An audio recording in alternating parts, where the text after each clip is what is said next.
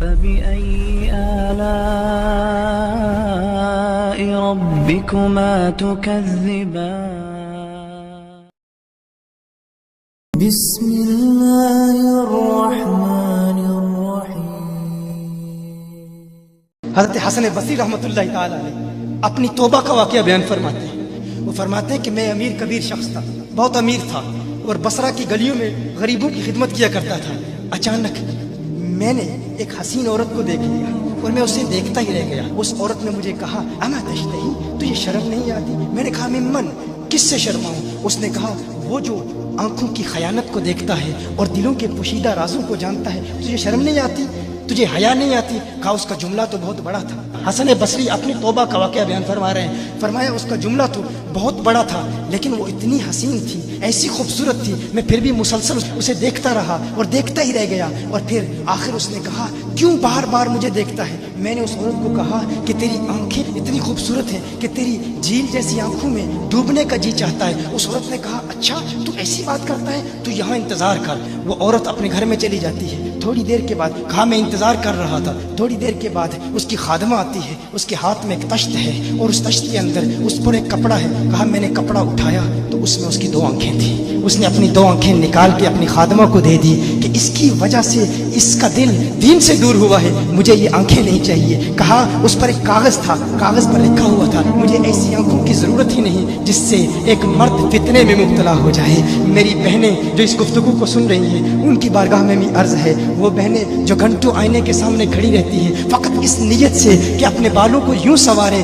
کہ مردوں کو فتنوں میں مبتلا کریں، یا کسی دکان میں جا کر کپڑے خریدتے وقت ان کے ذہن میں فقط یہی خیال ہوتا ہے ایسے کپڑوں کا انتخاب کریں گی کہ جن سے مردوں کو فتنے میں مبتلا کریں گے۔ یہ بھی امت کی بیٹی ہے جس کی ایک دا سے ایک شخص ولی کامل بن گیا، حسن بصری بن گیا۔ حسن بصری فرماتے ہیں جب اس کی آنکھیں دیکھی میں تحکم کھو بیٹھا، میں زار و قطار رو رہا تھا۔ روتے ہوئے میں گھر چلا گیا، پوری رات میں روتا رہا، پوری رات توبہ کرتا رہا، استغفار کرتا رہا۔ حسن بصری فرماتے ہیں فجر کی اذان سنی، اچانک خیال آیا اس عورت کا شکریہ تو ادا کروں کہ جس نے اپنی آنکھیں میرے لیے، میرے دین کے لیے، میرے ایمان کے لیے اور توبہ پر استقامت کی خاطر قربان کر دی۔ کہا میں اس کے گھر گیا، جو ہی اس کے گھر پہنچا تو ادھر اس کا جنازہ نکل رہا تھا، اس کی موت واقع ہو چکی تھی۔ کہا میں رات گھر آیا، میں رات سو گیا، میری آنکھ بند ہوئی، میں نے اس عورت کو خواب میں دیکھا۔ میں نے کہا کوئی نصیحت کر۔ اس عورت نے کہا کہ جب تنہائی میں ہو اللہ کا ذکر کرتے رہو، اور جب صبح کرو تو استغفار کرو، شام کے وقت استغفار پڑھو۔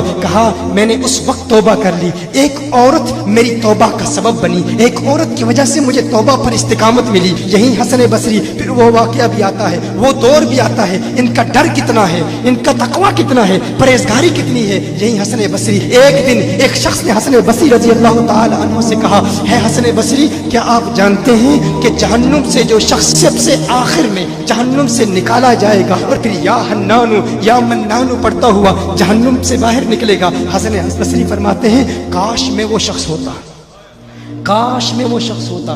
کہا گیا کہ جو جہنم سے سب سے آخر میں نکلے گا، 1000 سال جہنم میں رہے گا، یا حنانو یا منانو بڑھتا ہوا جہنم سے باہر نکلے گا۔ کہا کاش میں شخص ہوتا۔ انہوں نے کہا حضرت آپ کیا فرما رہے ہیں کہ آپ جہنم میں جانا چاہتے ہیں؟ آپ تو بزرگ ہیں، اللہ کے ولی ہیں۔ کہا تم میری بات نہیں سمجھے، وہ جو جہنم سے نکالا جائے گا کم از کم نکلنے کی ضمانت تو ہے، اس سے یہ تو پتا چل رہا ہے کہ ایمان پر موت واقع ہوگی۔ مجھے اپنے ایمان کی ضمانت نہیں ہے، میں نے اس لیے کہا کہ اگر مجھے یہ ضمانت بھی مل جائے کہ میں وہ ہوں تو وہ بھی مجھے قبول ہے، کم از کم ایمان تو سلامت لے کے جاؤں۔ میں کہتا ہوں اللہ فرماتا ہے خوف نہیں ہے، ڈر نہیں ہے، پھر فرماتا ہے یہ ڈرتے بھی ہیں، یہ ڈرتے بھی ہیں، لیکن ان کے ڈر اور ہمارے ڈر میں فرق کیا ہے؟ ان کے ڈر اور ہمارے ڈر میں فرق کیا ہے؟ وہ ایک سے ڈرتے ہیں، کسی دوسرے سے نہیں ڈرتے۔ فرق کیا ہے؟ وہ ایک سے ڈرتے ہیں، ایک سے ڈرتے ہیں، کسی دوسرے سے نہیں ڈرتے۔ ہم اس ایک سے نہیں ڈرتے، اسی لیے ہر ایک سے ڈرتے۔ یہ فرق ہے، ہم اس ایک سے نہیں ڈرتے، اسی لیے ہر ایک سے ڈرتے ہیں۔